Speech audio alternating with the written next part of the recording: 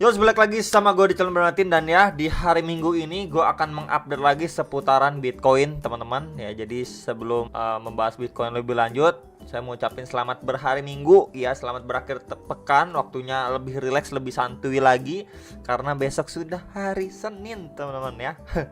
Oke, jadi untuk hari Minggu ini saya pengen sedikit mention ya, untuk salah satu koin itu adalah BNX. Jadi memang dia adanya atau sedang diterpa kabar maupun isu yang lagi kurang sedap ya, karena memang dikabarkan untuk developernya itu katanya ya megang si BNX itu banyak gitu, istilahnya si developers ini sendiri pegang banyak BNX.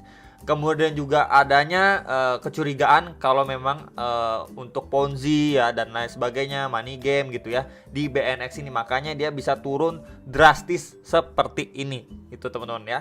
Jadi ya semoga dari teman-teman nggak ada yang menjadi korban BNX, ataupun bahkan ada, bisa tulis di kolom komentar bawah video. Dan ini time frame 4 jamnya pun ini drop signifikan banget, teman-teman ya. Jadi kalau misalkan diukur aja nih turunnya udah berapa nih guys ya. Tadi pas lihat, nah di sini ya, ketika dia udah retest naik nih ya ke 173, nggak lama dibanting turun, and then terakhir kali dia ngatas ke supportnya di 127,7, sampai ke lowestnya itu udah turun sekitar 57,5%. Ya, jadi saya tadi lihatnya itu dari ketika dia retest di area support ini nih. Nah, di box putih ini. Ya, sebelumnya menjadi support and then di break ya, teman-teman, dan turunnya itu signifikan banget. Dan untuk secara time frame 4 jamnya pun ya ini udah extremely over sold banget ya. Jadi kalau misalkan suatu koin memang adanya berita kurang sedap atau benar-benar ya kabar berita tersebut benar terjadi di dalam sebuah koin, ya indikator hanyalah sebatas indikator ya. Mau udah extremely ekstrim, tetap aja sore gitu, teman-teman. Jadi lebih berhati-hati mungkin buat teman-teman yang lagi mau nge-short ya dan lain sebagainya. Untuk BNX mungkin bisa menunggu waktu adanya short squeeze gitu ya. Jadi kalau short squeeze kan biasanya harga itu dibawa naik dulu gitu sama bandar sebelum lanjut dibanting lagi gitu, teman-teman. Ya, jadi itu aja pesan saya buat teman-teman yang ngerasa waduh ini ketinggalan nih, gue mau nge-short, wah ini udah turun dalam gimana ya. Udah, menurut saya pribadi kalau misalkan kalian udah siap dengan resikonya, justru kalau misalkan sedang seperti ini kan resikonya itu tinggi ya, udah dia drop dalam seperti ini, masih bisa turun nggak? Masih bisa, tapi adanya juga kemungkinan ya adanya short squeeze gitu, dimana orang-orang udah wah jual short, malah di squeeze, dibersihin sama bandar gitu ya, dinaikin dulu harganya sebelum lanjut dibanting. Itu sedikit reminder dari saya gitu ya. Tapi buat yang mungkin berpikir wah ini pengen akumulasi, wah ini untuk invest dan sebagainya, saya sih tidak merekomendasikan untuk BNX ini gitu, sampai nanti jikalau kasusnya atau permasalahannya itu benar-benar selesai atau kelar ya. Kenapa seperti itu ya, istilahnya kan masih banyak koin lain nih, teman-teman, seperti Ethereum, BNB ya, Doge, XRP, Cardano, Matic, Polkadot, LTC dan lain sebagainya yang lebih bisa kalian pilih ketimbang koin yang ya istilah kata lagi dalam masalah gitu, teman-teman. Jadi mungkin buat yang pengen akumulasi atau bahkan di spot bisa stay away dulu gitu ya, menurut saya pribadi. Tapi balik lagi di keputusan teman-teman masing-masing. Next, ini untuk USDT dominance dulu secara time frame 4 jam. Jadi kita bisa perhatikan terlebih dahulu aja. Di sini adanya box putih ya. Dia ketika nge-spike naik, kemudian dia sideways di sini. Box putih ini adalah bagian bawah tahanan dari si USDT dominance, dan sekarang posisinya sempat sudah terbreakdown ya, dan kita bisa lihat dia masih ketahan di area sini nih. Terakhir kali dia ngetes ke sini kan naik signifikan, dan di area situ pun ya, ini kita bisa lihat tarik ya ke sebelah kanan, dan ya itu di sekitaran 7,9 ya, 7,95% dia masih ketahan di range kisaran itu ya. Dan ini yang perlu diperhatikan untuk secara jangka pendeknya si USDT dominance, apakah di swing low-nya dia di sini ini sekilas seperti double bottom nih, teman-teman. Seperti double bottom nih ya. Ini bottom 1 dan ini potensially bottom kedua, dengan area neckline itu di sekitar area ini ya, di sekitar 8,11%. dan ya di situ juga ada EMA 34 dan 55, dan box putih ini sebelumnya jadi area resistance and then support pada pergerakan sebelumnya. Jadi ini adalah adanya converse of resistance lah dari sini. Jadi kalau misalkan diukur ya, kalau memang dia mampu break ya di sini, let's say dia mampu break sini untuk lanjut naik lagi gitu ya. Ini kita bisa ukur aja untuk secara patternnya ya, kurang lebih di sini. Yep.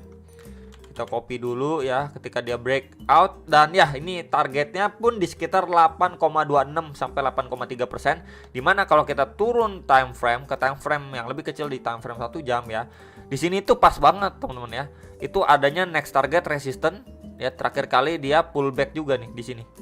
Nah, ini akan coba saya pindah atau ganti warna hijau aja. Nah, kita bisa lihat di sini ya, terakhir kali dia kena reject ya, sideway ya, pullback sedikit, lanjut turun signifikan, red candle besar datang dari area sini. Nah, kita bisa perhatikan di situ. Jadi adanya kemungkinan untuk USDT dominance masih dia naik dulu gitu ya, mungkin kemudian sebelum melanjutkan penurunan atau terreject kembali gitu. Jadi untuk maybe short term, apalagi biasanya kan hari Senin itu kan market merah ya, ini lebih mendukung ya untuk skenario ini jikalau memang aktif dan dia mampu break dari neckline si double bottomnya gitu ya, dan ngetes ke next target resistance di sekitar 8,26 sampai 8,3% untuk USDT dominance. Maka kalau misalkan seperti itu lebih menunjang lagi untuk market khususnya kripto dan ya Bitcoinnya itu merah lagi ya, Red Monday is real gitu aja sih teman-teman kalau dilihat untuk si USDT dominance. Dan ya sekarang ini secara time frame 1 jamnya pun dia lagi retest di area level 50. Jadi kalau dia mampu bertahan di sana situ pun ya bukanlah hal yang nggak mungkin untuk dia lanjut naik ngetes ke next target resistance di box warna hijau. Itu ya teman-teman. Dan ya ini untuk si Bitcoin secara daily time frame. Jadi secara dailynya pun ya masih sesuai ekspektasi, dia cenderung sideway, tapi sideway itu mengalami pelemahan atau penurunan gitu ya. Kita bisa lihat di sini ya, seperti sebuah channel. Ya kalau misalkan dilihat ini seperti bull flag pattern juga bisa gitu ya, karena memang belum di break atas atau bawah, dia masih bermain di dalam channelnya ini. Jadi kalau misalkan untuk Red Monday is real, bisa saja nanti dia close candlenya ini di sekitar 17.000 dolar ini. Kemudian next candle besoknya itu dia muncul red candle nih, short gitu ya, short ke 16.800, 16.000 ya, 16.800-an gitu ya. Jadi masih bergerak korektif ya, walaupun dia turun tapi korektif, dan at least dia retest di area box warna putih ini yang sebelumnya menjadi area resisten pada pergerakan si Bitcoin sebelumnya, and then di flip menjadi support gitu ya.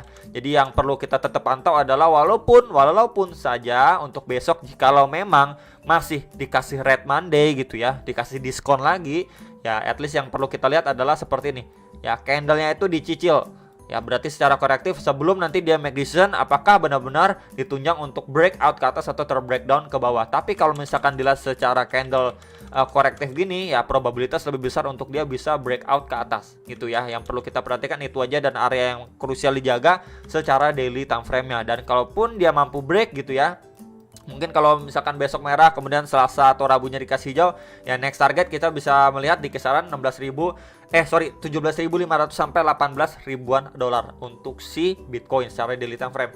And then ini untuk si Bitcoin secara time frame 4 jamnya pun ya so far masih sama aja, karena memang kita bisa lihat dari kemarin itu dia cuma sideways aja dan mencoba bertahan di atas MA34 dan 55 plus juga di box warna ungu ini.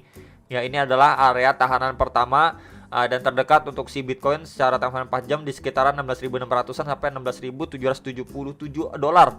Ya, jadi palingan itu dulu aja area yang perlu di note untuk secara time frame 4 jam. Apakah dari area sini dia lanjut drop lagi gitu ya untuk menyambut hari Senin, atau malah dia melanjutkan penguatan. Nah, itu aja yang perlu diperhatikan untuk secara support terdekat, and then untuk secara resistennya pun tadi masih sama secara daily untuk next target di kisaran berapa gitu teman-teman ya.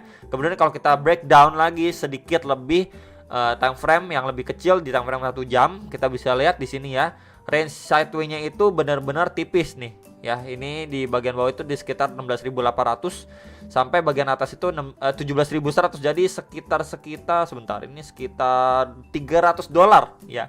Range-nya itu kurang lebih sekitar 300 dolar aja dia bermain range sideway ini, sampai nanti kita lihat ya reaksinya menjelang besok. Apakah dari area sini ya dia cuma masih sideway aja di sini ya, at least ngetes di area resistance sebelumnya di box putih ini di sekitar 16.700-an dolar, atau sedikit lebih bawah lagi kita bisa mengacu untuk outlook yang ini di sekitaran 16.360 sampai 16.500 dolar. Itu juga kita bisa lihat terakhir kali tekanan yang lumayan strong datang dari kisaran situ si Bitcoin sebelum dia mampu breakout dari si inverse head and shoulder-nya. Jadi palingan itu yang perlu di note sama teman-teman sekalian ya. Dan juga tadi sekilas untuk BNX, menurut pandangan kalian gimana? Bisa tulis di kolom komentar bawah video ini. Itu aja dan sampai jumpa untuk next video. Salam profit.